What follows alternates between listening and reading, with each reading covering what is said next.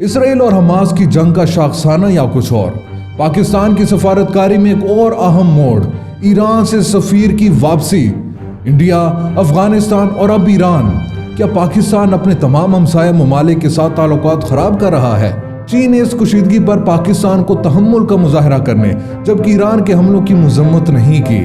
پاکستان کی 75 سالہ تاریخ میں ایران نے کیوں پہلی بار پاکستان پر ایئر اٹیک کیے؟ آئیے جانتے ہیں اس ویڈیو میں۔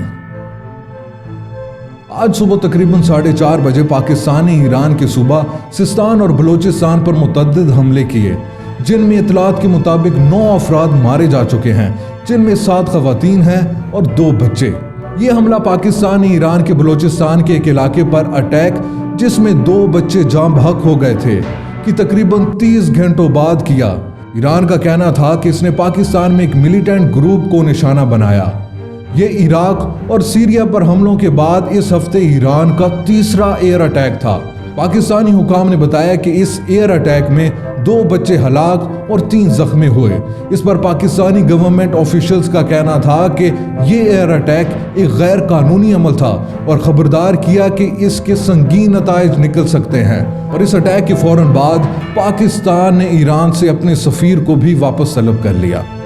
یہ حملہ اسی دن ہوا جب ڈیوس میں پاکستان کے وزیر اعظم اور ایران کے وزیر داخلہ کی ملاقات ہوئی، اور ایران اور پاکستان کی نیویز نے خلیج میں مل کر فوجی مشقیں بھی کی۔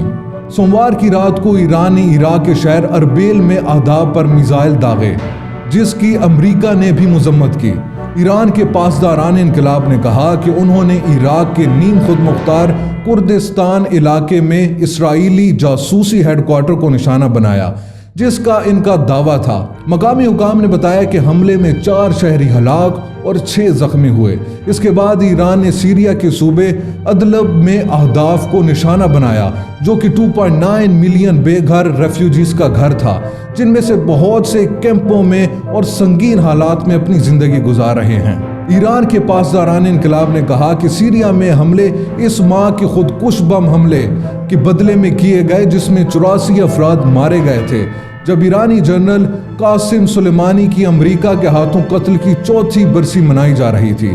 ایران اور پاکستان نے ایک دوسرے پر عسکریت پسند گروپوں کو پناہ دینے کا الزام لگایا ہے، جو برسوں سے اپنے سرحدی علاقوں میں ایک دوسرے پر حملہ کرتے آ رہے ہیں۔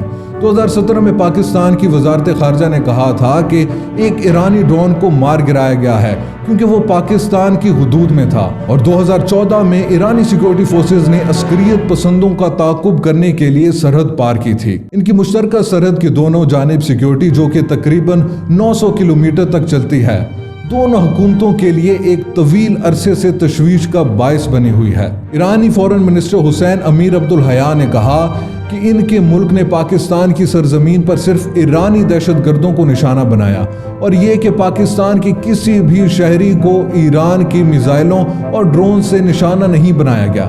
وزیر خارجہ نے اس بات پر زور دیا کہ 16 جنوری 2024 کو ایران کی جانب سے پاکستانی حدود میں حملہ نہ صرف پاکستان کی خود مختاری کی سنگین خلاف ورزی تھی، بلکہ بین الاقوامی قوانین اور پاکستان اور ایران کے درمیان 2 طرفہ تعلقات کی روح سے بھی سنگین خلاف ورزی تھی۔ ان دونوں ممالک کے درمیان تازہ ترین اٹیکس مڈل ایسٹ میں بڑھتی ہوئی کشیدگی کے ایک ایسے وقت میں کیے گئے ہیں جب غزہ اور اسرائیل میں فلسطینی گروپ حماس کے درمیان 100 دن سے زیادہ کی جنگ، اور یمن پر امریکہ اور برطانیہ کے ایئر اٹیکس، جہاں سے ایران کی حمایت یافتہ حوثی ملیٹنٹس گروپ نے ریڈ سی میں کمرشل شپنگ پر اٹیک کیا تھا۔ اب سوال یہ پیدا ہوتا ہے کہ پاکستان آگے کیا اقدامات کرے گا، کیونکہ اس وقت پاکستان میں اکانومک انسٹیبلٹی ہے، اس وقت پاکستان میں پولیٹیکل انسٹیبلٹی ہے، اور اسی کے ساتھ ساتھ ہمارے اپنے ہمسائے، چاہے وہ انڈیا ہو، افغانستان ہو اور اب ایران،